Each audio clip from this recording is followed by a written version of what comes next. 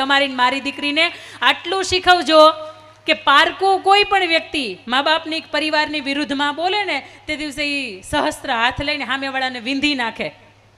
એક કાચની પાણીની બોટલ હોય, એની અંદર એકમાં પાણી ભર્યું હોય અને એકની અંદર ઘી ભર્યું હોય, અને તમને કહો કે એમ કે આપણે એક્સચેન્જ કરવી, તમે કરો? હા કે ના? આપણને ખબર છે કે પાણીની બોટલ છે એ 10 રૂપિયાની બોટલ છે, અને જે અંદર ઘી ભર્યું છે એ બોટલ મૂલ્યવાન છે, 200, 500, 1000 રૂપિયાની બોટલ છે. જો આપણને ત્યાંય ખબર છે કે આને એક્સચેન્જ ન કરાય, તો સાહેબ દુનિયાની અંદર, તમારા ઇન્સ્ટાગ્રામની અંદર, વોટ્સઅપની અંદર, ફેસબુકની અંદર, સ્નેપચેટની અંદર જેટલા પણ તમને વાહિયાત મેસેજ આવે છે ને, એ પાણીની બોટલ સમા છે. એની પાસે કોઈ સારો પરિવાર નથી, કોઈ સારો કામ ધંધો નથી, કોઈ સારું શિક્ષણ નથી. આવા જ વ્યક્તિઓ 12, 15, 18, 20, 22, 25 વર્ષની દીકરીઓને મેસેજ કરે છે. બાકી હારા ઘરના દીકરા હોય ને તે ડાયરેક્ટ ગમતી દીકરી હોય ને ત્યાં માગું ન ખાવે, કારણ કે એ લાયકાત હોય એની પાસે. પણ જે દિવસે તમારી સામે કોઈકના નબળા મેસેજ આવે ને, તે દિવસે તમારામાં બ્લોક નામનો ઓપ્શન છે.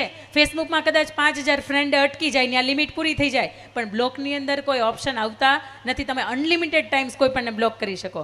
પણ એક છે કે તમે ભાગવદ્ ગીતામાંથી પસાર ન થાવ તો કંઈ વાંધો નહીં, પણ આખી ભાગવદ્ ગીતાના 3 સાર તમને એવું કહે છે કે હું કોણ છું, હું કોનો છું, અને ત્રીજી વાત કે હું જે જગ્યાએ છું એ જગ્યા તો બરોબર છે કે નહીં.